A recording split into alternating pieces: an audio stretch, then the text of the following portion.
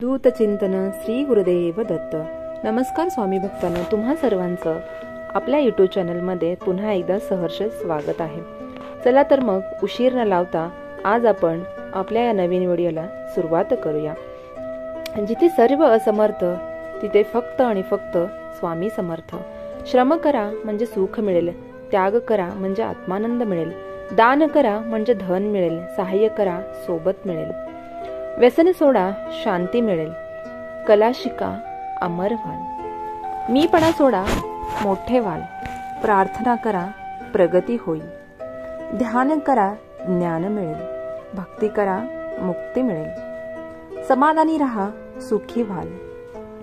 अरे बाळा, उदास असशील तर माझे नाव घे, दुःखी असशील तर माझे ध्यान घे, मार्ग भेटत नसेल तर माझे विचार घे, एवढ्याने देखील समाधानी नसशील तर अक्कलकोटाची वाट घे।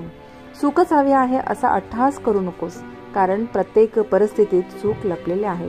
जसे दुधात दही लपलेले असते तसे तुझ्या कर्माच्या रवीने घुसळून लपलेले सुख बाहेर येईल। तुला जर वाटत असेल कशाला स्वामींना त्रास द्यायचा आपले दुःख सांगून, अशा वेळी समज मला खरं त्रास तू आता देत आहेस, काहीही न सांगून। जीवनात कुठलेही वळण आले तरी स्थिर राहा, कारण तुला स्थिर मनात माझे प्रतिबिंब दिसून येईल। विवेक बुद्धीने विचार करून निर्णय घेतला असेल तर माघार घेऊ नकोस, आपल्या निर्णयावर ठाम राहा आणि घेतलेला निर्णय कृतीत उतरव। कोणी तुझ्या ऐकत नसल्यास मला सांग, माझ्यातून जे ज्याला ऐकू जायला हवे त्यापर्यंत ते नक्की पोहोचेल।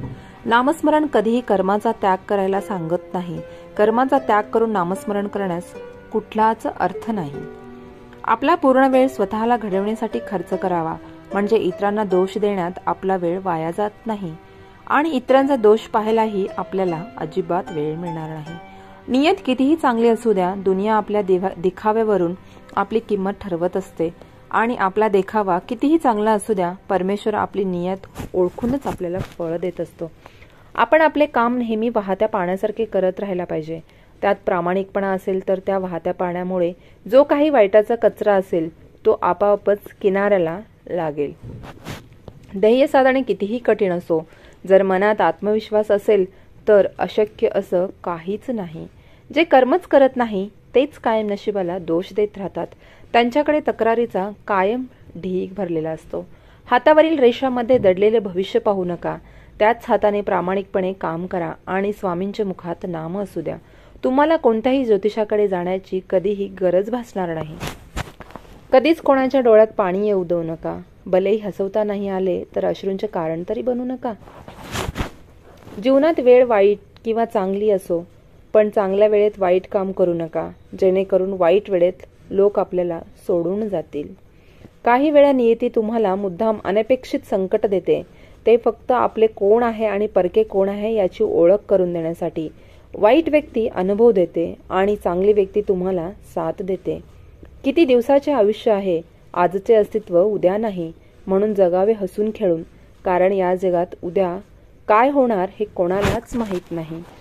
समतोल मनासारखे कुठलेच व्रत नाही, समाधानासारखे कुठलेही सुख नाही, लोभासारखा कुठलाही आजार नाही, दयेसारखा कोणतेही पुण्य नाही।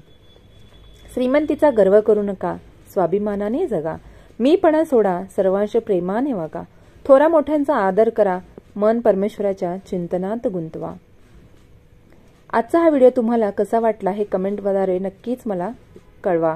कमेंटमध्ये श्री स्वामी समर्थ असं लिहायलाही विसरू नका। चॅनलवर जर तुम्ही आजच नवीन आला असाल तर चॅनलला न विसरता सबस्क्राईब करा आणि हा व्हिडिओ तुम्ही पूर्ण पाहिल्याबद्दल तुमच्या मनापासून खूप खूप धन्यवाद। पुन्हा एकदा भेटूया अशाच एका नवीन व्हिडिओसोबत। तोपर्यंत सर्वजण आनंदी राहा, हसत खेळत राहा, हीच स्वामी चरण